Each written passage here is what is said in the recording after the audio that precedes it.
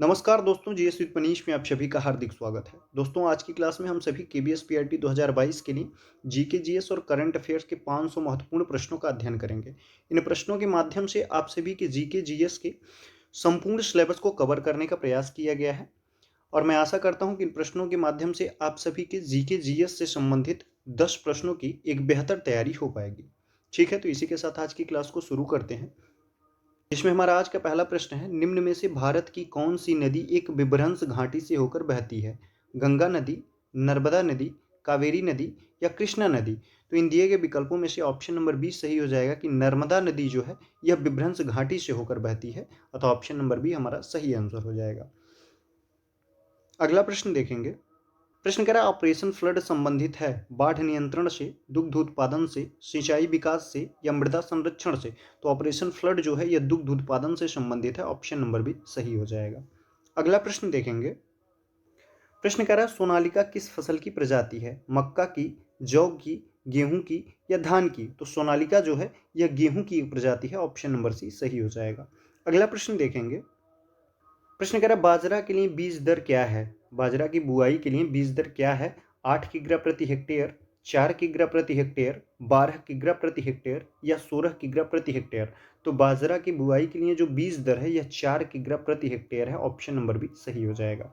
अगला प्रश्न देखेंगे। प्रश्न कह रहा है, सिंचाई की किस विधि में सर्वाधिक पानी की बचत होती है? टपक सिंचाई विधि में, कूड विधि में, छल्ला विधि में या प्रवाह विधि में?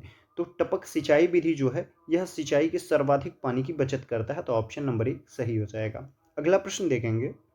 प्रश्न कह रहा है, गेहूं की प्रथम क्रांतिक अवस्था क्या है? बालियां निकलना, दुग्धावस्था, कल्ले निकलना या इनमें से कोई नहीं? तो गेहूं की प्रथम क्रांतिक अवस्था जो होता है वह कल्ले निकलना होता है, ऑप्शन नंबर सी हो जाएगा। और यह अवस्था जो होती है यह 20 से 22 दिन पर गेहूं की क्रांतिक अवस्था होती है, जिस समय गेहूं को सर्वाधिक पानी की आवश्यकता होती है, तो ऑप्शन नंबर सी हमारा इस प्रश्न का सही आंसर हो जाएगा।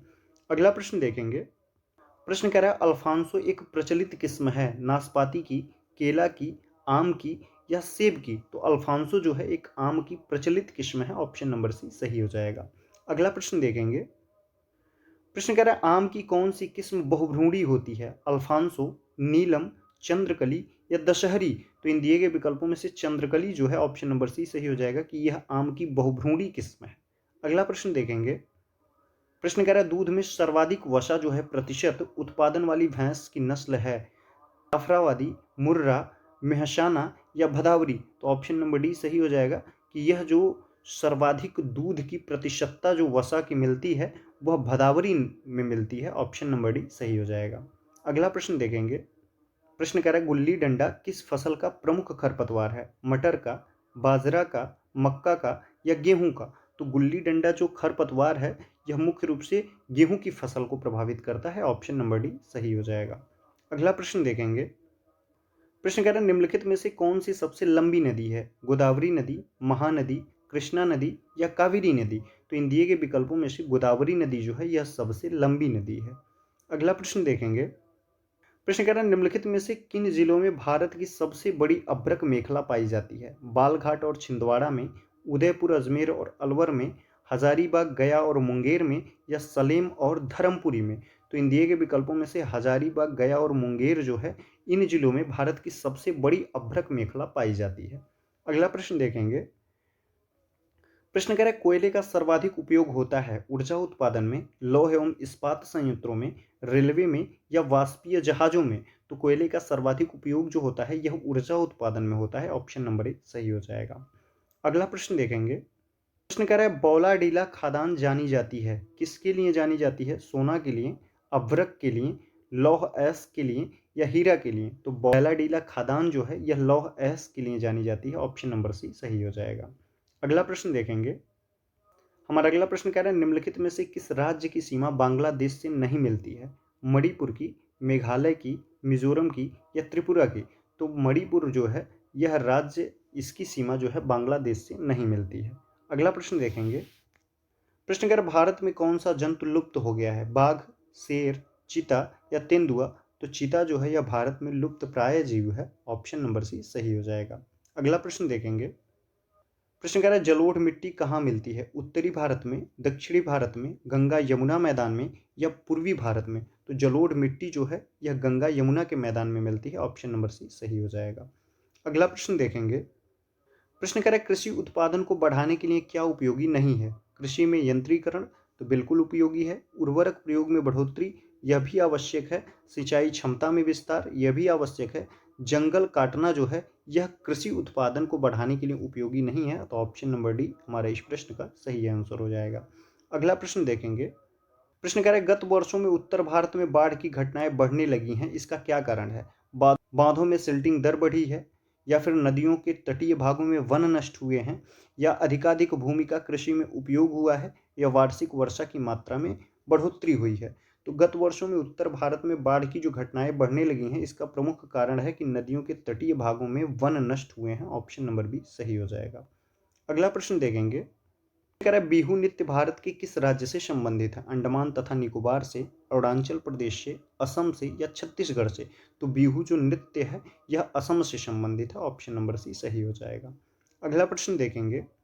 प्रश्न कह रहा है केले और अनानास मुख्यतः उगाए जाते हैं उष्णकटिबंधीय क्षेत्रों में, भूमध्य सागरीय क्षेत्रों में, पहाड़ी क्षेत्रों में या मर उद्यानों में? तो केले और अनानास जो हैं यह मुख्य रूप से उगाए जाते हैं उष्णकटिबंधीय क्षेत्रों में। ऑप्शन नंबर ए सही हो जाएगा। अगला प्रश्न देखेंगे।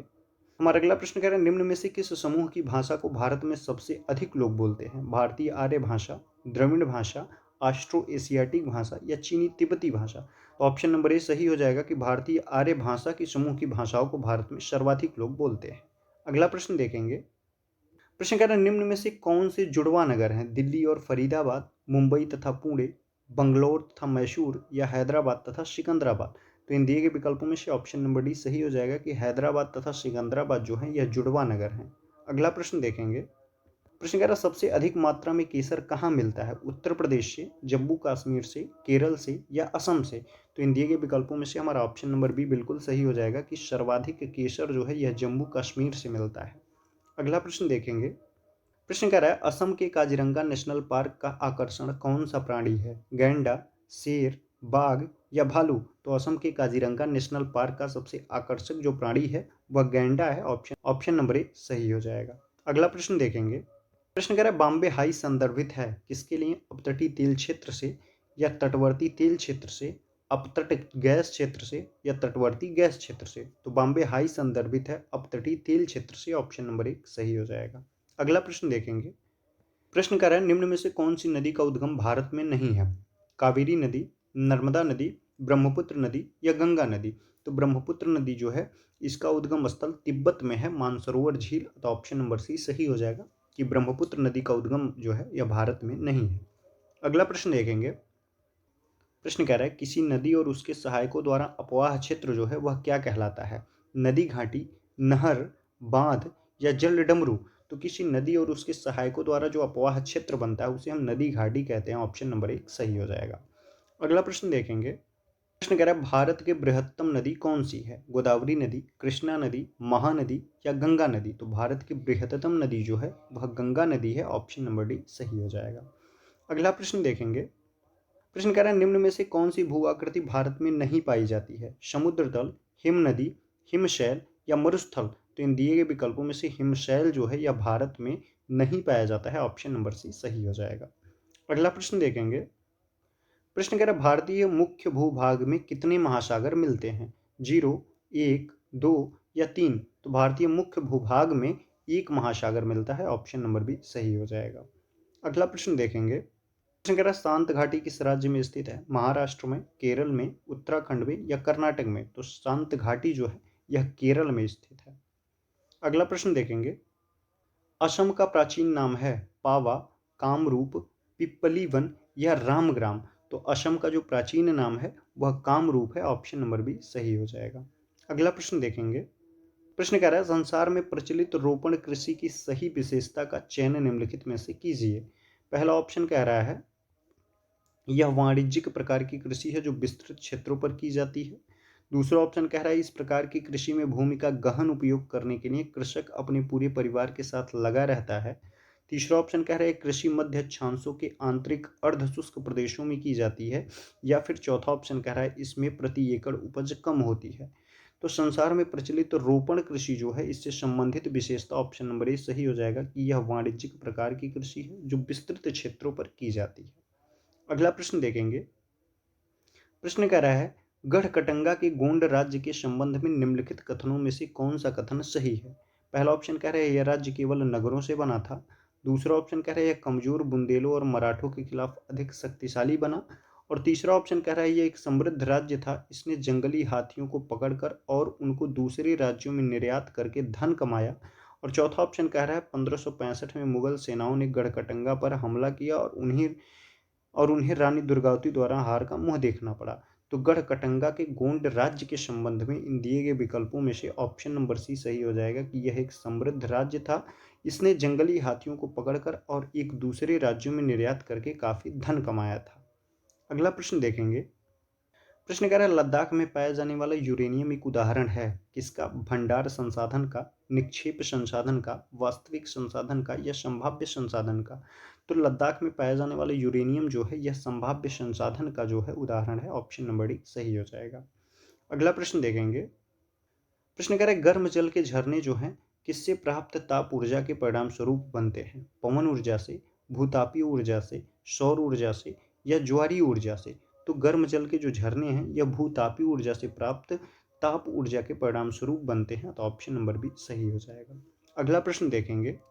हमारा अगला प्रश्न कह रहा है भारत के लगभग मध्य भाग से होकर गुजरने वाला प्रमुख अक्षांश जो है उसे हम क्या कहते हैं। भूमध्य रेखा, आर्कटिक वृत्त, मकर रेखा या कर्क रेखा। तो भारत के लगभग मध्य से होकर गुजरने वाली रेखा जो है वह कर्क रेखा है, या भारत के लगभग 8 राज्यों से होकर गुजरती है, जिसमें गुजरात, राजस्थान, मध्य प्रदेश, झारखंड, छत्तीसगढ़, पश्चिम बंगाल, त्रिपुरा, मिजोरम। अगला प्रश्न देखेंगे। प्रश्न कह रहा है मैत्री और दक्षिण गंगोत्री नामक भारत के शोध संस्थान निम्नलिखित में से महाद्वीपों में से कहाँ स्थित है। ऑस्ट्रेलिया में, यूरोप में, अफ्रीका में या अंटार्कटिका में। तो मैत्री और दक्षिण गंगोत्री जो शोध संस्थान है यह अंटार्कटिका में स्थित है, ऑप्शन नंबर डी सही हो जाएगा। अगला प्रश्न देखेंगे। प्रश्न कह रहा है ऋतु प्रवास से क्या अभिप्राय है। पहला ऑप्शन कह रहा है लोगों को अपनी जीविका के लिए ऋतुवत गतिशीलता, इससे अभिप्राय है। या फिर दूसरा ऑप्शन कह रहा है फसल कटाई की अवधि के दौरान श्रम शक्ति का नगर से गांव की ओर प्रवसन जो है यही ऋतु प्रवास कहलाता है। या तीसरा ऑप्शन कह रहा है नए चारागाहों की खोज में अपने पशुधन के साथ लोगों की ऋतुवत गतिशीलता जो होती है उसे ऋतु प्रवास कहते हैं। या चौथा ऑप्शन कह रहा है वन्य प्राणियों की ऋतुवत गतिशीलता जो होती है इसे ऋतु प्रवास कहते हैं। तो ऑप्शन नंबर सी हमारा सही हो जाएगा कि ऋतु प्रवास से अभिप्राय नए चारागाहों की खोज में अपने पशुधन के साथ लोगों की ऋतुवत गतिशीलता कहलाती है। अगला प्रश्न देखेंगे। प्रश्न कह रहा है जनसंख्या घनत्व से क्या अभिप्राय है। पहला ऑप्शन कह रहा है पृथ्वी के पृष्ठ के 1/3 क्षेत्र में रहने वाले लोगों की संख्या से अभिप्राय है।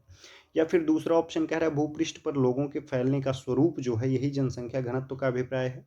या तीसरा ऑप्शन कह रहा है किसी क्षेत्र विशेष में रहने वाले लोगों की संख्या। या चौथा ऑप्शन कह रहा है एक निश्चित अवधि के दौरान लोगों की संख्या जो है यही जनसंख्या घनत्व कहलाता है। तो जनसंख्या घनत्व से संबंधित हमारा ऑप्शन नंबर ए सही हो जाएगा कि पृथ्वी के पृष्ठ के 1/3 क्षेत्र में रहने वाले लोगों की संख्या जो है यह जनसंख्या घनत्व कहलाता है। अगला प्रश्न देखेंगे। प्रश्न कह रहा है उद्योग के निम्नलिखित प्रकारों में से टोकरी बुनाई किसका एक उदाहरण है। सहकारी क्षेत्र का, बृहत आकार का, लघु आकार का या संयुक्त क्षेत्र का। तो टोकरी बुनाई जो है यह एक प्रकार की लघु आकार के उद्योग से संबंधित है, ऑप्शन नंबर सी सही हो जाएगा।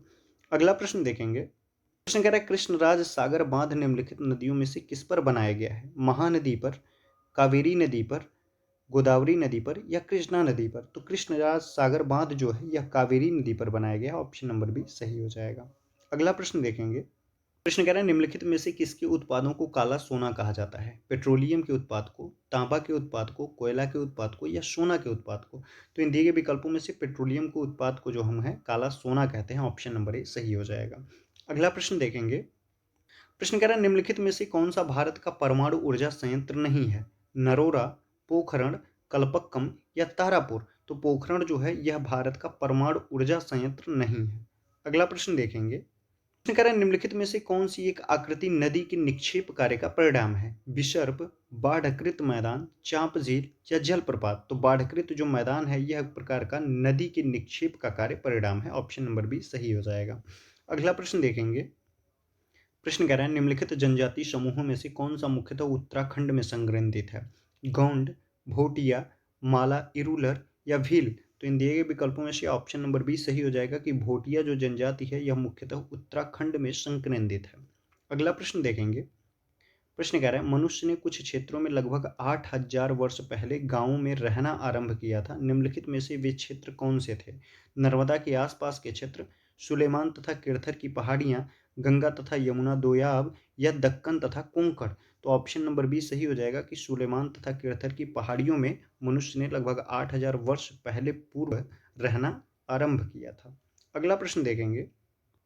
प्रश्न कह रहा है लक्षद्वीप द्वीप समूह में स्थित है। हिंद महासागर द्वीप में, अरब सागर में, बंगाल की खाड़ी में या दक्षिण चीन सागर में। तो ऑप्शन नंबर बी सही हो जाएगा कि लक्षद्वीप द्वीप समूह जो है यह अरब सागर में स्थित है। ऑप्शन नंबर बी सही हो जाएगा। अगला प्रश्न देखेंगे। प्रश्न कह रहा है कोलकाता बंदरगाह जो है यह किस पर स्थित है? गंगा सागर पर, बंगाल की खाड़ी पर, हुगली नदी पर या भागीरथी नदी पर। तो कोलकाता बंदरगाह जो है यह हुगली नदी पर स्थित है। ऑप्शन नंबर सी सही हो जाएगा।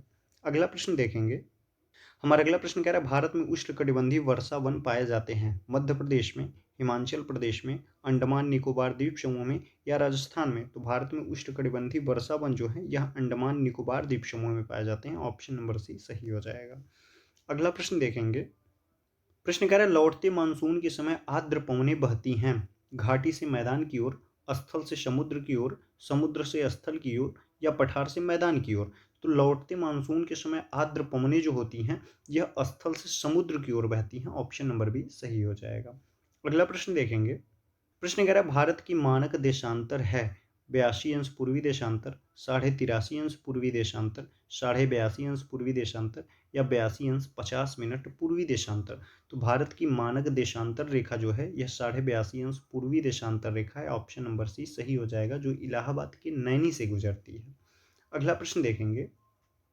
प्रश्न कह रहा है निम्नलिखित में से कहाँ सभी अक्षांशों पर दोपहर का सूर्य वर्ष में कम से कम एक बार सीधा ऊपर से चमकता है? कर्क रेखा और मकर रेखा के मध्य, आर्कटिक वृत्त और अंटार्कटिक वृत्त के मध्य, केवल कर्क रेखा और विषुवत रेखा के मध्य या केवल मकर रेखा और विषुवत वृत्त के मध्य।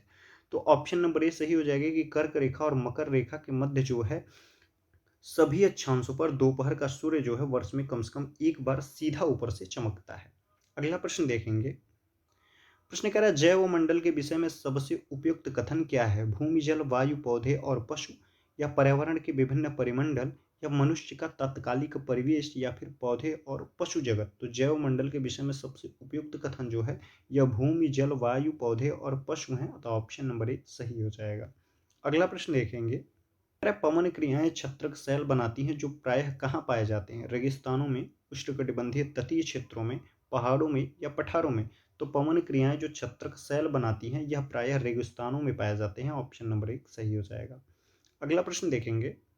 हमारा अगला प्रश्न कह रहा है तंती, मोमिन और देमांग समुदाय जो है यह किस में लगे हुए होते हैं? लकड़ी के काम में, बर्तन बनाने के काम में, चमड़े के काम में या बुनने के काम में। तो तंती, मोमिन और देमांग जो समुदाय है यह मुख्य रूप से बुनने के कार्यों में लगा होता है। अतः ऑप्शन नंबर डी सही हो जाएगा। अगला प्रश्न देखेंगे। प्रश्न कह रहा है निम्नलिखित को मिलान कीजिए और सही विकल्प चुनिए। कृषि जो है इसका मिलान हो जाएगा फसल उगाने और खेती करने से। उद्यान कृषि जो हो जाएगा यह फूल, फल और सब्जियों से संबंधित हो जाएगा। मत्स्य पालन मछली पालन से संबंधित हो जाएगा और द्राक्षा कृषि अंगूर से संबंधित हो जाएगा। ए का मिलान जो हो जाएगा यह दूसरे से हो जाएगा, बी का मिलान तीसरे से हो जाएगा और सी का मिलान चौथे से हो जाएगा और डी का मिलान पहले से हो जाएगा। तो ऑप्शन नंबर एक हमारे इस प्रश्न का सही आंसर हो जाएगा। अगला प्रश्न देखेंगे। प्रश्न कह भारत में ग्रीष्मकालीन मानसूनी हवाएं किस दिशा की ओर चलती हैं? दक्षिण पश्चिम से उत्तर पूर्व की ओर, उत्तर पूर्व से दक्षिण पश्चिम की ओर, दक्षिण पश्चिम से उत्तर पश्चिम की ओर या उत्तर पश्चिम से दक्षिण पश्चिम की ओर। तो भारत में ग्रीष्मकालीन मानसूनी हवाएं जो होती हैं यह दक्षिण पश्चिम से उत्तर पूर्व की ओर चलती हैं। ऑप्शन नंबर एक सही हो जाएगा। अगला प्रश्न देखेंगे। प्रश्न कह रहा है जब दिन और रात की अवधि बराबर होती है तो सूर्य की किरणें सीधी पड़ती हैं उत्तरी ध्रुव पर, भूमध्य रेखा पर, दक्षिणी ध्रुव पर या फिर कर्क रेखा पर। तो जब दिन और रात की अवधि बराबर होती है तो सूर्य की किरणें जो होती है ना यह भूमध्य रेखा पर सीधी पड़ती है। अगला प्रश्न देखेंगे। प्रश्न कह रहा है नैनीताल झील को स्कंद पुराण में निम्न में से किस नाम से जाना गया है? सप्तऋषि सरोवर के नाम से, अगस्त्य सरोवर के नाम से, ऋषि सरोवर के नाम से या पंच ऋषि सरोवर के नाम से? तो नैनीताल झील को स्कंद पुराण में ऋषि सरोवर के नाम से जाना गया है, अतः ऑप्शन नंबर सी सही हो जाएगा। अगला प्रश्न देखेंगे, कह रहा है निम्न में से कोंकणी किस प्रदेश की मुख्य भाषा है? केरल की, मिजोरम की, गोवा की या अरुणाचल प्रदेश की? तो गोवा में जो कोंकणी भाषा है यह मुख्य रूप से बोली जाती है, तो कोंकणी जो भाषा है यह मुख्य भाषा गोवा की हो जाएगी, ऑप्शन नंबर सी सही हो जाएगा। अगला प्रश्न देखेंगे, प्रश्न कह रहा है भारत में ब्रह्मपुत्र नाम से पुकारी जाने वाली नदी जो है चीन में किस नाम से जानी जाती है? तो भारत में ब्रह्मपुत्र के नाम से पुकारे जाने वाली जो नदी है इसे चीन में सांगपो के नाम से जाना जाता है, ऑप्शन नंबर सी सही हो जाएगा। अगला प्रश्न देखेंगे, प्रश्न कह रहा है सरदार सरोवर बांध बना है कावेरी नदी पर, कृष्णा नदी पर, महानदी पर या नर्मदा नदी पर? तो सरदार सरोवर बांध जो है यह नर्मदा नदी पर बना है, ऑप्शन नंबर डी सही हो जाएगा। अगला प्रश्न देखेंगे, और अगला प्रश्न कह रहा है भारत एक बड़ा देश है, यह पृथ्वी का कितना प्रतिशत भाग घेरता है? 1.4%, 4.4%, 3.4% या 2.4%? तो भारत जो है पृथ्वी का 2.4% भाग घेरता है और भारत में विश्व की लगभग 17.5% जनसंख्या जो है यह निवास करती है। जनसंख्या की दृष्टि से भारत का स्थान जो है यह विश्व में दूसरा स्थान है और क्षेत्रफल की दृष्टि से भारत का स्थान जो है विश्व में 7वां स्थान है। अगला प्रश्न देखेंगे, प्रश्न कह रहे हैं निम्न में से मध्य रेडक्लिफ रेखा सीमा निर्धारित करती है भारत एवं पाकिस्तान, भारत एवं म्यांमार, भारत एवं अफगानिस्तान या भारत एवं चीन? तो इन दिए गए विकल्पों में से रेडक्लिफ रेखा जो है यह भारत और पाकिस्तान की सीमा को निर्धारित करती है। अगला प्रश्न देखेंगे, प्रश्न कह रहा है मानसरोवर झील क्षेत्र से निम्न में से कौन सी नदियां निकलती हैं? ब्रह्मपुत्र सतलज यमुना, ब्रह्मपुत्र सिंधु सतलज, सिंधु झेलम सतलज या झेलम सतलज यमुना? तो मानसरोवर झील से निकलने वाली जो नदियां हैं वह ब्रह्मपुत्र, सिंधु और सतलज हैं, ऑप्शन नंबर बी सही हो जाएगा। अगला प्रश्न देखेंगे, प्रश्न कह रहा है निम्न में से भारत में कौन सी फसलें उत्पादन में सर्वाधिक क्षेत्रफल घेरती हैं? जौ और मक्का, ज्वार व बाजरा, गेहूं या चावल? तो इन दिए गए विकल्पों में से चावल जो है यह भारत में उत्पादन के लिए सर्वाधिक क्षेत्रफल घेरती है और सर्वाधिक चावल का उत्पादन जो है यह पश्चिम बंगाल राज्य में किया जाता है। अगला प्रश्न देखेंगे, अगला प्रश्न कह रहा है भारत में किस राज्य की सर्वाधिक तटीय सीमा है? उड़ीसा राज्य की, आंध्र प्रदेश की, गुजरात की या केरल की? तो गुजरात राज्य की जो है यह सर्वाधिक तटीय सीमा है, ऑप्शन नंबर सी सही हो जाएगा। अगला प्रश्न देखेंगे, प्रश्न कह रहा है गिर राष्ट्रीय उद्यान कहाँ स्थित है? तो गिर राष्ट्रीय उद्यान जो है यह गुजरात में स्थित है, ऑप्शन नंबर बी सही हो जाएगा। अगला प्रश्न देखेंगे, प्रश्न कह रहा है झूम कृषि भारत में कौन से भाग में की जाती है? पश्चिम घाट पर, दक्षिण भारत में, मध्यवर्ती भारत में या उत्तर पूर्वी भारत में? तो झूम कृषि जो है यह भारत में उत्तर पूर्वी भारत में की जाती है, ऑप्शन नंबर डी सही हो जाएगा। अगला प्रश्न देखेंगे, प्रश्न कह रहा है भारत की पूर्व से पश्चिम की चौड़ाई जो है यह कितनी है? तो भारत की पूर्व से पश्चिम जो चौड़ाई है यह 2933 किलोमीटर है। वहीं जो है भारत की उत्तर से दक्षिण जो लंबाई है यह 3214 किलोमीटर है, अतः ऑप्शन नंबर डी सही हो जाएगा कि भारत की पूरब से पश्चिम की चौड़ाई 2933 किलोमीटर है। अगला प्रश्न देखेंगे, अगर बुग्याल से आशय है पहाड़ों में स्थित घास के मैदान से, सूखे जंगल से, रेगिस्तानी प्रदेश से या उपयुक्त में से कोई नहीं? तो बुग्याल से आशय है पहाड़ों में स्थित घास के मैदान से, ऑप्शन नंबर 1 सही हो जाएगा। अगला प्रश्न देखेंगे, प्रश्न कह रहा है देश जिसकी भारत के साथ सबसे लंबी अंतर्राष्ट्रीय सीमा है वह कौन सा देश है? तो भारत की सबसे लंबी अंतर्राष्ट्रीय सीमा साझा करने वाला जो देश है वह बांग्लादेश है पहले नंबर पर, और दूसरे नंबर पर चीन है, वहीं तीसरे नंबर पर पाकिस्तान है और चौथे नंबर पर जो है वह नेपाल है, अतः ऑप्शन नंबर 1 हमारा इस प्रश्न का सही आंसर हो जाएगा। अगला प्रश्न देखेंगे, प्रश्न कह रहा है निम्नलिखित में से सबसे लंबी नदी कौन सी है? गंगा नदी, ब्रह्मपुत्र नदी, यमुना नदी या चंबल नदी? तो इन दिए गए विकल्पों में से सबसे लंबी नदी जो है यह ब्रह्मपुत्र नदी है जिसकी लंबाई लगभग 2900 किलोमीटर है। अगला प्रश्न देखेंगे, प्रश्न कह रहा है कश्मीर को शेष भारत में जोड़ने वाला दर्रा जो है वह कौन सा है? नोट दर्रा, बोलन दर्रा, बनिहाल दर्रा या काराकोरम दर्रा? तो कश्मीर को शेष भारत से जोड़ने वाला दर्रा जो है यह बनिहाल दर्रा है, ऑप्शन नंबर सी सही हो जाएगा। अगला प्रश्न देखेंगे, हमारा प्रश्न कह रहा है अगला कि रबी की फसल बोई जाती है किस समय बोई जाती है? जून से जुलाई के समय या अक्टूबर से नवंबर तक बोई जाती है या जनवरी से मार्च तक बोई जाती है या फिर मार्च से मई तक बोई जाती है? तो रबी की फसल जो होती है यह अक्टूबर से नवंबर तक बोई जाती है। और रबी की फसल में कौन कौन सी फसलें हैं? तो रबी की फसल में गेहूं हो जाएगा, जौ हो जाएगा, सरसों हो जाएगा और मटर हो जाएगा। ये सब प्रमुख रबी की फसलें हैं। अगला प्रश्न देखेंगे। प्रश्न कह रहा है मंगला तेल कुआं कहाँ स्थित है? हरियाणा में, राजस्थान में, गोवा में या असम में? तो मंगला जो तेल कुआं है यह राजस्थान में स्थित है। ऑप्शन नंबर बी सही हो जाएगा।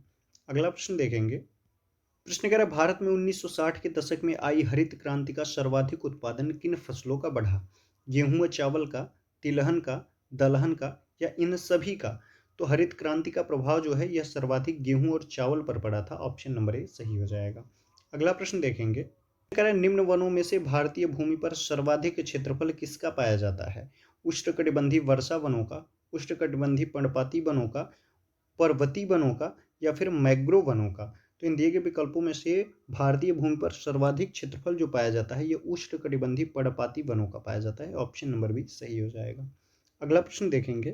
प्रश्न लिख रहा है कर्णप्रयाग संगम है भागीरथी व अलकनंदा का, भागीरथी व पिंडर का, धौली गंगा व अलकनंदा का या अलकनंदा व पिंडर का? तो कर्णप्रयाग जो संगम है यह अलकनंदा व पिंडर का संगम है। ऑप्शन नंबर डी सही हो जाएगा। अगला प्रश्न देखेंगे। प्रश्न कह रहा है भारी वर्षा से अत्यधिक निच्छालन वाले क्षेत्रों में कौन सी मिट्टी पाई जाती है? काली मिट्टी, लैटेराइट मिट्टी, जलोढ़ मिट्टी या पर्वतीय मिट्टी? तो भारी वर्षा से अत्यधिक निच्छालन के कारण जो है यह लैटेराइट मिट्टी पाई जाती है। ऑप्शन नंबर बी सही हो जाएगा। अगला प्रश्न देखेंगे।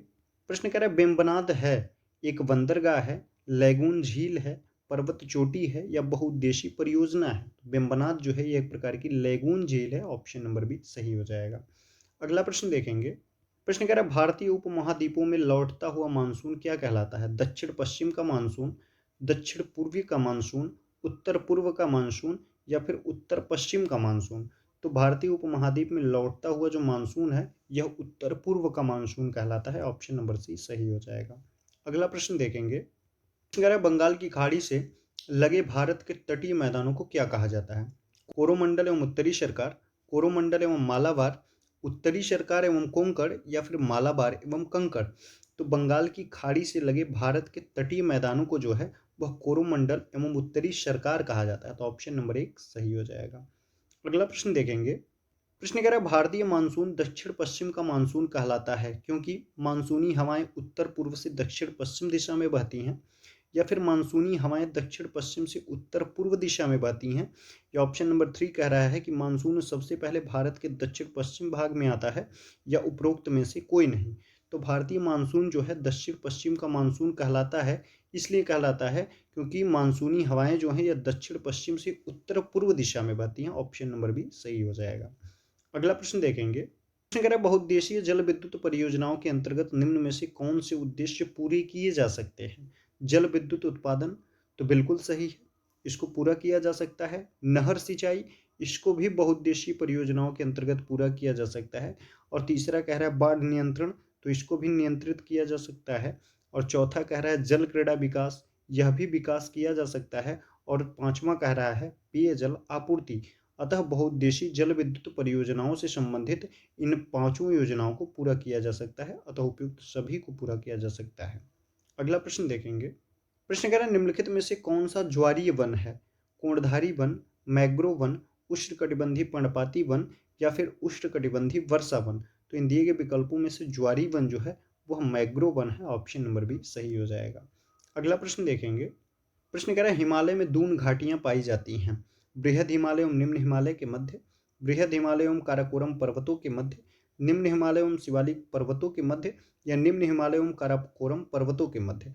तो हिमालय में दून घाटियां जो है यह पाई जाती हैं निम्न हिमालय एवं शिवालिक पर्वतों के मध्य। अतः ऑप्शन नंबर सी हमारा इस प्रश्न का सही आंसर हो जाएगा। अगला प्रश्न देखेंगे। प्रश्न कह रहा है भारत में प्रथम सूती कपड़ा मिल स्थापित हुई थी सूरत में, मुर्शिदाबाद में, अहमदाबाद में या बम्बई में? तो भारत में प्रथम सूती कपड़ा मिल जो है यह स्थापित हुई थी बम्बई में। ठीक है, तो 1854 बम्बई में प्रथम सूती कपड़ा मिल स्थापित की गई थी भारत की। ऑप्शन नंबर डी सही हो जाएगा। अगला प्रश्न देखेंगे। प्रश्न कह रहा है भारत का कौन सा प्रदेश गोंडवाना भूभाग से संबंधित है? हिमालय, गंगा का मैदान, थार मरुस्थल या फिर दक्षिण का पठार? तो भारत का दक्षिण का पठार जो है यह गोंडवाना भूभाग से संबंधित है, तो ऑप्शन नंबर डी सही हो जाएगा। अगला प्रश्न देखेंगे। हमारा अगला प्रश्न कह रहा है सुंदरी वृक्ष किस प्रकार के वनों में पाया जाता है? ज्वारी वनों में, शीतोष्ण वनों में, मरुस्थलीय वनों में या भूमध्य सागरीय वनों में? सुंदरी वृक्ष जो होते हैं यह ज्वारीय वनों में पाए जाते हैं, तो ऑप्शन नंबर एक सही हो जाएगा।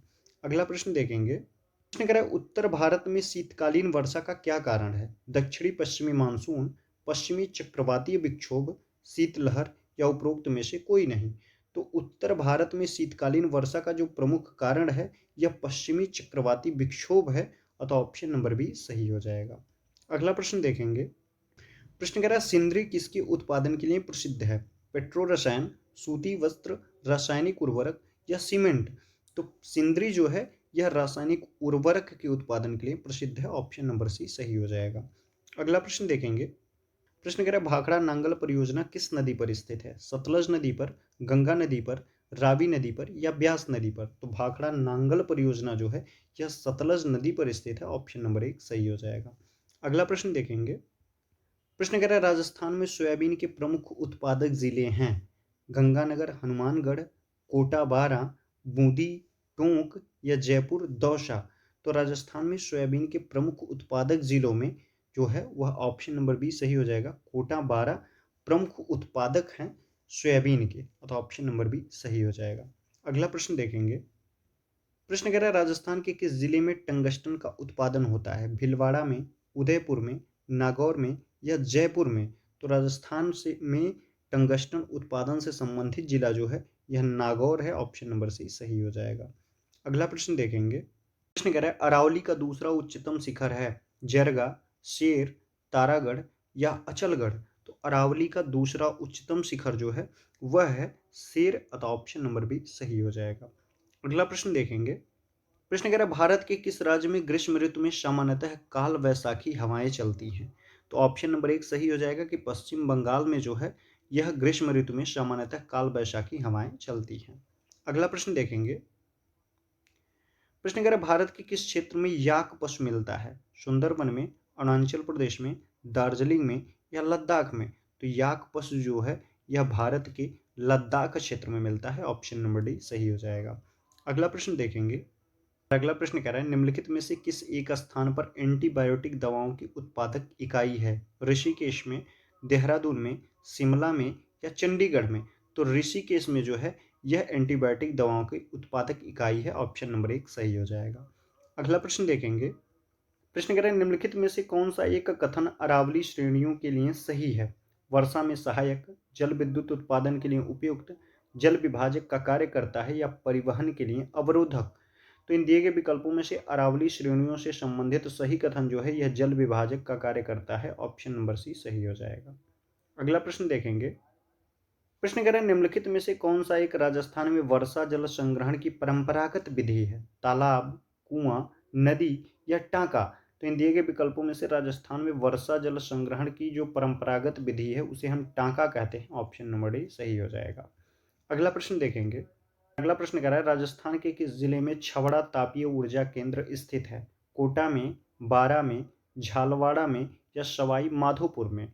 तो इन दिए गए विकल्पों में से राजस्थान के बारा जिले में छबड़ा तापीय ऊर्जा केंद्र स्थित है, ऑप्शन नंबर बी सही हो जाएगा। अगला प्रश्न देखेंगे।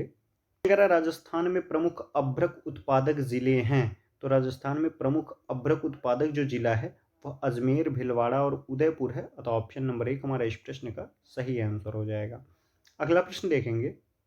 प्रश्न करें निम्नलिखित में से कौन दलहन फसल नहीं है? चना, मूंग, मखाना या अरहर? तो चना एक प्रकार की दलहन फसल है, मूंग भी दलहन है, अरहर भी दलहन है, मखाना जो है यह एक प्रकार की दलहन फसल नहीं है, तो ऑप्शन नंबर सी सही आंसर हो जाएगा। अगला प्रश्न देखेंगे। प्रश्न कह रहा है भारत का एकमात्र क्रियाशील ज्वालामुखी है? मेघालय में, लक्षद्वीप में, अंडमान निकोबार द्वीप समूह में या गोवा में? तो भारत की एकमात्र क्रियाशील ज्वालामुखी जो है यह अंडमान निकोबार द्वीप समूह में है। अगला प्रश्न देखेंगे। प्रश्न कह रहा है सेलुलर जेल को किस नाम से जाना जाता है? अंग्रेजी जेल के नाम से, काला पानी के नाम से, बड़ी जेल के नाम से या रुग्ण जेल के नाम से? तो सेलुलर जेल को जो है हम काला पानी के नाम से जानते हैं। ऑप्शन नंबर बी सही हो जाएगा। अगला प्रश्न देखेंगे। प्रश्न कह रहा है भारत में प्रथम परमाणु परीक्षण किया गया श्रीहरिकोटा में, पोखरण में, चांदीपुर में या ट्राम्बे में। तो भारत में प्रथम परमाणु परीक्षण जो है यह पोखरण में किया गया था। ऑप्शन नंबर बी सही हो जाएगा। अगला प्रश्न देखेंगे। प्रश्न कह रहा है भारत में सबसे ऊंचाई पर स्थित नागरिक हवाई अड्डा कहाँ है? लेह में, शिमला में, श्रीनगर में या गुवाहाटी में। तो भारत में सबसे ऊंचाई पर स्थित नागरिक हवाई अड्डा जो है यह लेह में स्थित है। अगला प्रश्न देखेंगे। हमारा अगला प्रश्न कह रहा है सबसे कम श्रमिकों की आवश्यकता वाला उद्योग है? वस्त्र उद्योग, इस्पात उद्योग, कृषि उद्योग या रेलवे। तो सबसे कम श्रमिकों की आवश्यकता वाला जो उद्योग है वह इस्पात उद्योग है। ऑप्शन नंबर बी सही हो जाएगा। अगला प्रश्न देखेंगे। निम्नलिखित में से कौन व्यापारिक फसल नहीं है? मखाना, मक्का, जूट या कपास। तो इन दिए गए विकल्पों में से मक्का जो है यह व्यापारिक फसल नहीं है। ऑप्शन नंबर बी सही हो जाएगा। अगला प्रश्न देखेंगे। प्रश्न कह रहे गरीब रथ क्या है? दूल्हा गाड़ी है, गरीबों की गाड़ी है, यात्री गाड़ी है या ये सभी। तो गरीब रथ जो है एक प्रकार की यात्री गाड़ी है। ऑप्शन नंबर सी सही हो जाएगा। अगला प्रश्न देखेंगे। प्रश्न कह रहा भारत का सबसे शुष्क क्षेत्र है? पूर्वी क्षेत्र, पश्चिमी क्षेत्र, उत्तर का क्षेत्र या दक्षिणी क्षेत्र। तो भारत का सबसे शुष्क क्षेत्र जो है यह पश्चिमी क्षेत्र है। ऑप्शन नंबर बी सही हो जाएगा। अगला प्रश्न देखेंगे। प्रश्न कहता है बिहार राज्य में केला उत्पादन का प्रसिद्ध क्षेत्र कौन सा है? भागलपुर, हाजीपुर, मुंगेर या पटना। तो बिहार राज्य में सर्वाधिक केला का उत्पादन जो किया जाता है यह हाजीपुर में किया जाता है। अगला प्रश्न देखेंगे। प्रश्न कह रहा है बिहार का शोक निम्नलिखित में से किसे कहा जाता है? अजय को, बागमती को, सोन को या कोसी नदी को। तो बिहार के शोक के नाम से हम कोसी नदी को जानते हैं। ऑप्शन नंबर डी सही हो जाएगा। अगला प्रश्न देखेंगे। प्रश्न कह रहा है मानचित्र एवं स्केच में मुख्य अंतर होता है? कीमत का, समझ का, पैमाने का या इन सभी का।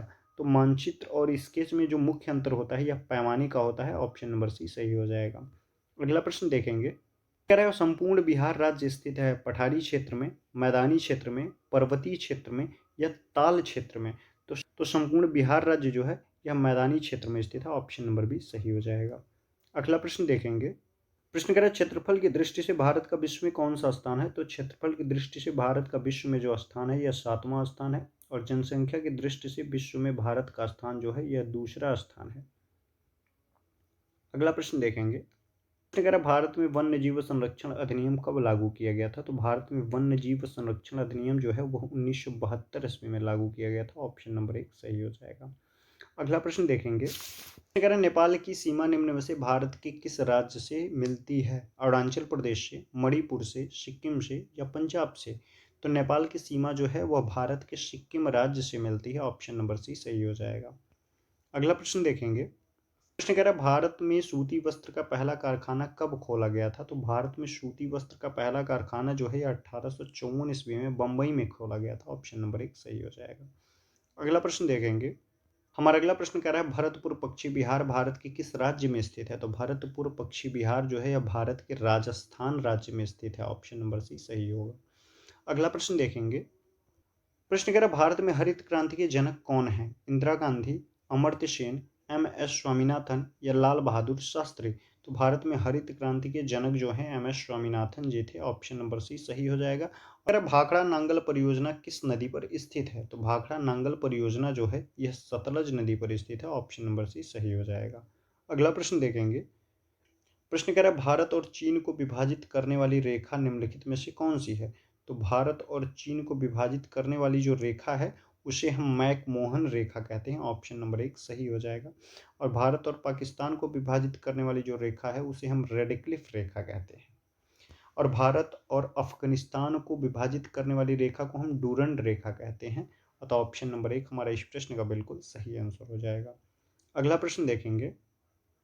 प्रश्न कह रहा है निम्नलिखित में से ऊंचाई पर स्थित सामरिक स्थल हिम क्षेत्र जो है वह कौन सा है? सर्वाधिक ऊंचाई पर स्थित तो सियाचिन है, सिक्किम है, गंगोत्री है या यमुनोत्री है। तो ऑप्शन नंबर ए सही हो जाएगा कि निम्न दिए गए विकल्पों में से सियाचिन जो है कि ऊंचाई पर स्थित सामरिक स्थल हिम क्षेत्र है। अगला प्रश्न देखेंगे। प्रश्न कह रहा भारत में हरित क्रांति के तहत चावल बोया गया, सही राज्य चुने कि किस राज्य में चावल बोया गया? पंजाब में, हरियाणा में, उत्तर प्रदेश में या तमिलनाडु में? तो ऑप्शन नंबर डी सही हो जाएगा कि भारत में हरित क्रांति के तहत चावल बोया गया जो है वह तमिलनाडु में। ऑप्शन नंबर डी सही होगा। अगला प्रश्न देखेंगे। प्रश्न कह रहा है बहुउद्देशीय बांधों में भारत का सबसे लंबा बांध जो है वह हीराकुंड बांध है, भाखड़ा नांगल बांध है, नागार्जुन सागर बांध है या कोयला बांध है? तो बहुउद्देशीय बांधों में भारत का सबसे लंबा बांध जो है वह हीराकुंड बांध है। ऑप्शन नंबर ए सही हो जाएगा। अगला प्रश्न देखेंगे। प्रश्न कह रहा है भारत में कितने राज्यों से कर्क रेखा होकर गुजरती है? 5 राज्यों से, 8 राज्यों से, 7 राज्यों से या 6 राज्यों से? तो भारत के 8 राज्यों से होकर कर्क रेखा गुजरती है, जो भारत के लगभग बीचों बीच से गुजरती है। ऑप्शन नंबर बी सही हो जाएगा। इन राज्यों में गुजरात, राजस्थान, मध्य प्रदेश, छत्तीसगढ़, झारखंड, पश्चिम बंगाल, त्रिपुरा एवं मिजोरम राज्य जो हैं, इन 8 राज्यों से होकर भारत के बीचों बीच से जो है यह कर्क रेखा गुजरती है। अगला प्रश्न देखेंगे। प्रश्न कह रहा है द्वितीय पंचवर्षीय योजना में स्थापित इस राज्य की प्रमुख औद्योगिक नगरी कहाँ स्थित है? कोरबा में, नायगढ़ में, भिलाई में या बिलासपुर में? तो द्वितीय पंचवर्षीय योजना में स्थापित भिलाई में जो है प्रमुख औद्योगिक नगरी स्थित है। ऑप्शन नंबर सी सही हो जाएगा। अगला प्रश्न देखेंगे। प्रश्न कह रहा है दुर्ग जिले में स्थित जामुल किस उद्योग के लिए जाना जाता है? एल्यूमिनियम उद्योग के लिए, सीमेंट उद्योग के लिए, लौह एवं इस्पात उद्योग के लिए या इनमें से कोई नहीं? तो दुर्ग जिले में स्थित जामुल जो है यह सीमेंट उद्योग के लिए जाना जाता है। ऑप्शन नंबर बी सही हो जाएगा। अगला प्रश्न देखेंगे। प्रश्न कह रहा है निम्न में से कौन काकोरी कांड से संबंधित नहीं है? भगत सिंह, अशफाक उल्ला खां, रामप्रसाद बिस्मिल या राजेंद्र लाहिड़ी? तो काकोरी कांड से संबंधित नहीं है इन चारों में से, तो भगत सिंह जो है यह काकोरी कांड से संबंधित नहीं है। बाकी अशफाक उल्ला खां, राजेंद्र लाहिड़ी, रामप्रसाद बिस्मिल, ये तीनों लोग जो हैं इन दिए गए विकल्पों में से तीनों लोग काकोरी कांड से संबंधित हैं। अगला प्रश्न देखेंगे। प्रश्न कह रहा है आजाद हिंद फौज के सैनिकों पर चले मुकदमे की पैरवी करने वाले दल की अध्यक्षता किसने की थी? भूला भाई देसाई ने, जवाहरलाल नेहरू ने, मोहम्मद अली जिन्ना ने या CR दास ने, चितरंजन दास ने? तो आजाद हिंद फौज के सैनिकों पर चलने वाले मुकदमे की पैरवी जो है भूला भाई देसाई ने की थी। ऑप्शन नंबर ए सही हो जाएगा। अगला प्रश्न देखेंगे। प्रश्न कह रहा है भारतीय राष्ट्रीय कांग्रेस की प्रथम महिला अध्यक्ष कौन थी? सुचेता कृपलानी, राजकुमारी अमृता कौर, नेली सेनगुप्ता या एनी बेसेंट? तो भारतीय राष्ट्रीय कांग्रेस की प्रथम महिला अध्यक्ष एनी बेसेंट थी। अगला प्रश्न देखेंगे। प्रश्न कहता है गांधी जी ने असहयोग आंदोलन कब शुरू किया था? 1920 में, 1930 में, 1940 में या 1941 में? तो गांधी जी ने असहयोग आंदोलन जो है 1920 में शुरू किया था। ऑप्शन नंबर ए सही हो जाएगा। अगला प्रश्न देखेंगे।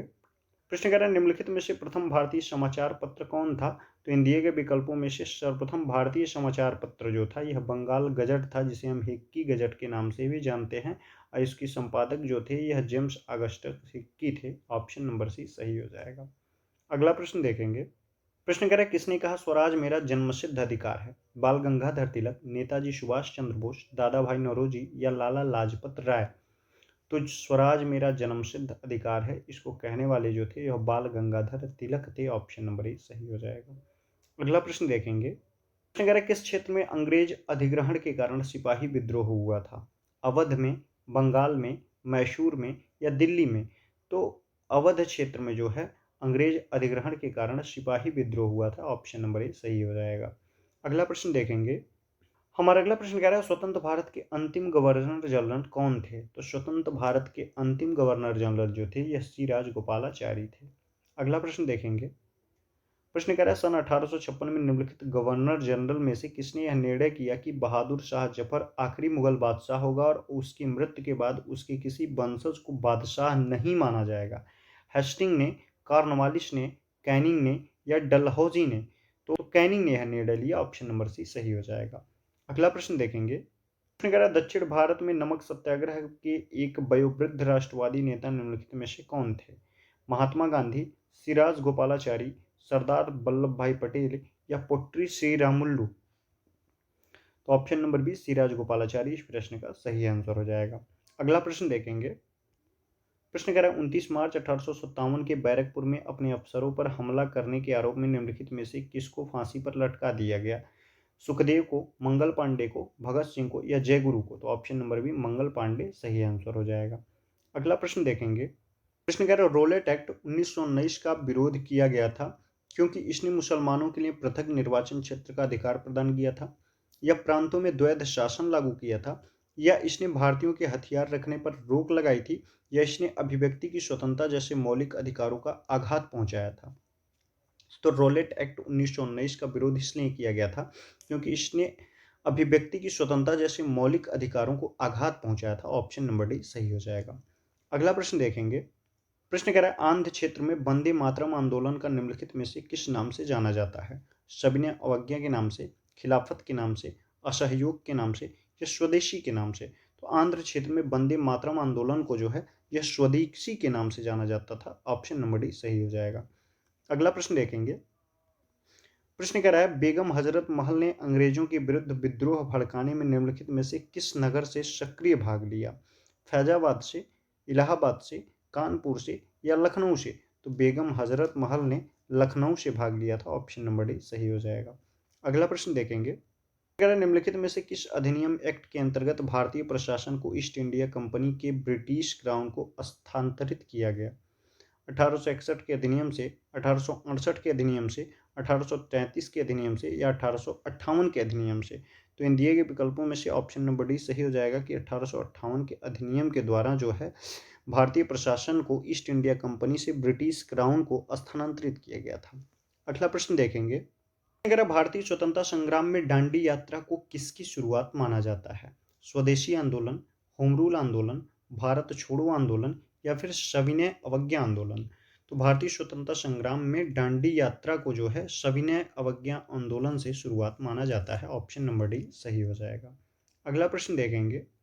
प्रश्न कह रहा है, ब्रिटिश सरकार द्वारा 1857 में निम्नलिखित में से कौन से विश्वविद्यालय स्थापित किए गए? तो ब्रिटिश सरकार द्वारा 1857 ईस्वी में जो है यह कलकत्ता, मद्रास और बनारस विश्वविद्यालय स्थापित किए गए। ऑप्शन नंबर डी सही हो जाएगा।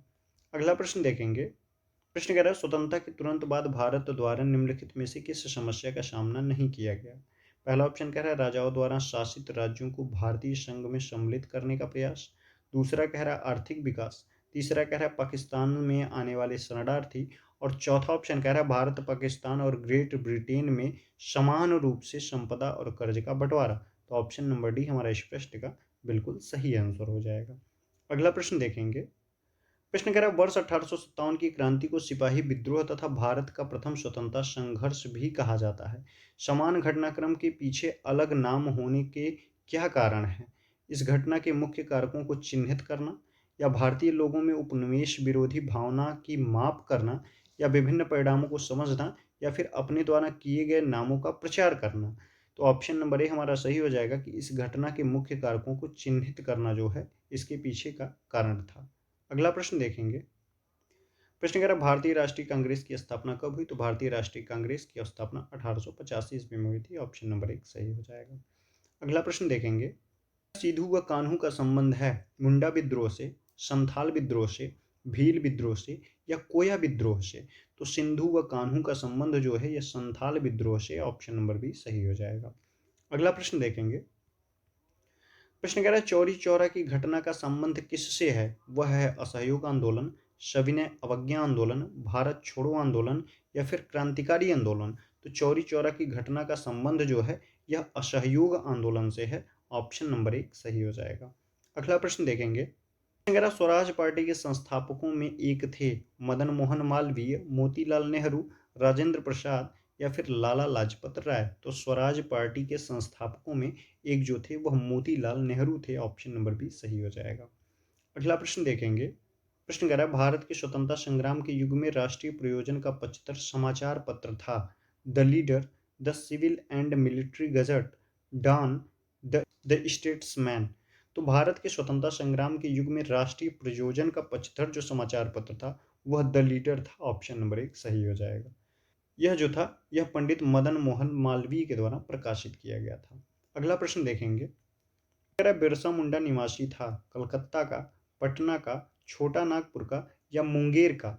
तो बिरसा मुंडा जो था यह छोटा नागपुर का निवासी था। ऑप्शन नंबर सी सही हो जाएगा, जिन्होंने मुंडा आंदोलन 1899 ईस्वी में चलाया था। अगला प्रश्न देखेंगे। प्रश्न कह रहा है, असहयोग आंदोलन का निर्णय भारतीय राष्ट्रीय कांग्रेस के किस अधिवेशन में लिया गया? अहमदाबाद अधिवेशन में, बंबई अधिवेशन में, नागपुर अधिवेशन में, या फिर पटना अधिवेशन में? तो असहयोग आंदोलन का निर्णय जो है यह भारतीय राष्ट्रीय कांग्रेस के नागपुर अधिवेशन 1920 ईस्वी में लिया गया था। अगला प्रश्न देखेंगे। प्रश्न कह रहा है 1930 में डिप्रेस्ड क्लास एसोसिएशन किसने स्थापित की? अंबेडकर ने, महात्मा गांधी ने, ज्योतिबा फूले ने या मौलाना आजाद ने?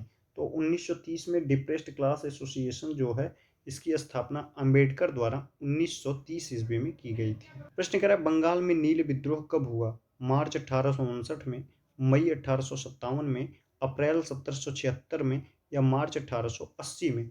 तो बंगाल में नील विद्रोह जो है यह मार्च 1859 ईस्वी में हुआ। ऑप्शन नंबर ए सही हो जाएगा। अगला प्रश्न देखेंगे। प्रश्न कह रहा है 1780 में प्रारंभ किए गए बंगाल गजट साप्ताहिक पत्रिका के संपादक कौन थे? तो बंगाल गजट जो है साप्ताहिक पत्रिका, इसके संपादक जो थे यह जेम्स अगस्टस हिक्की थे। ऑप्शन नंबर एक सही हो जाएगा। अगला प्रश्न देखेंगे। प्रश्न कह रहा है भारत के प्रथम स्वतंत्रता संग्राम का कानपुर में नेतृत्व किसने किया था? तो भारत के प्रथम स्वतंत्रता संग्राम जो 1857 ईस्वी में हुआ उसका कानपुर में नेतृत्व नाना साहब ने किया था। ऑप्शन नंबर सी सही हो जाएगा। अगला प्रश्न देखेंगे। प्रश्न कह रहा है 1857 के दौरान लिखित पुस्तक माझा प्रवास के लेखक कौन थे? विष्णु भट्ट गोडसे, सीताराम पांडे, नारगेट या मंगल पांडे? तो माझा प्रवास जो है इसके लेखक विष्णु भट्ट थे। ऑप्शन नंबर एक सही हो जाएगा। अगला प्रश्न देखेंगे। प्रश्न कह रहा है अखिल भारतीय राष्ट्रीय कांग्रेस की पहली बैठक कहाँ हुई थी? दिल्ली में हुई थी, बंबई में हुई, नागपुर में हुई या कलकत्ता में हुई? तो अखिल भारतीय राष्ट्रीय कांग्रेस की पहली बैठक जो हुई यह बंबई में हुई। ऑप्शन नंबर बी सही हो जाएगा। अगला प्रश्न देखेंगे। प्रश्न कह रहा है सरफरोशी की तमन्ना अब हमारे दिल में है, देखना है जोर कितना बाजुए कातिल में है, इसके लेखक निम्नलिखित में से कौन है? राम प्रसाद बिस्मिल, इकबाल, मौलाना अब्दुल कलाम आज़ाद या खुसरो? तो सरफरोशी की तमन्ना अब हमारे दिल में है, देखना है जोर कितना बाजुए कातिल में जो है यह पंक्ति राम प्रसाद बिस्मिल द्वारा लिखित है। ऑप्शन नंबर ए सही हो जाएगा। अगला प्रश्न देखेंगे। प्रश्न कह रहा है सन 1878 में वर्नाक्यूलर प्रेस एक्ट के माध्यम से ब्रिटिश सरकार ने क्या किया? भारतीय भाषाओं के समाचार पत्रों पर प्रतिबंध लगा दिया, शोषण की खुली छूट अंग्रेजों को दी गई, भारतीय प्रेस को स्वतंत्रता प्रदान किया गया या अंग्रेजी समाचार पत्रों पर प्रतिबंध लगा दिया गया? तो सन 1857 के वर्नाक्यूलर प्रेस एक्ट के माध्यम से ब्रिटिश सरकार ने जो है यह भारतीय भाषाओं के समाचार पत्रों पर प्रतिबंध लगा दिया। ऑप्शन नंबर ए सही हो जाएगा। अगला प्रश्न देखेंगे। अगर कृषि के क्षेत्र में तीन कठिया व्यवस्था का संबंध किस राज्य से था? बिहार से, उत्तर प्रदेश से, गुजरात से या उड़ीसा से? तो कृषि क्षेत्र में जो तीन कठिया व्यवस्था है इसका संबंध बिहार से था। ऑप्शन नंबर ए सही हो जाएगा। अगला प्रश्न देखेंगे। प्रश्न कह रहा है मेरे शरीर पर किया गया लाठी का एक एक प्रहार ब्रिटिश साम्राज्य के कफन की कील सिद्ध होगी, यह किसका कथन था? लाला लाजपत राय का, वीर सावरकर का, भगत सिंह का या चंद्रशेखर आजाद का?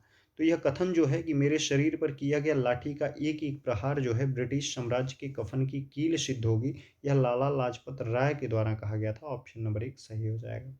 अगला प्रश्न देखेंगे। अगला प्रश्न कह रहा है भारत में पूर्ण स्वराज की मांग कांग्रेस के किस अधिवेशन में पारित किया गया था? नागपुर अधिवेशन 1920, लाहौर अधिवेशन 1929, कलकत्ता अधिवेशन 1928 या लखनऊ अधिवेशन 1936?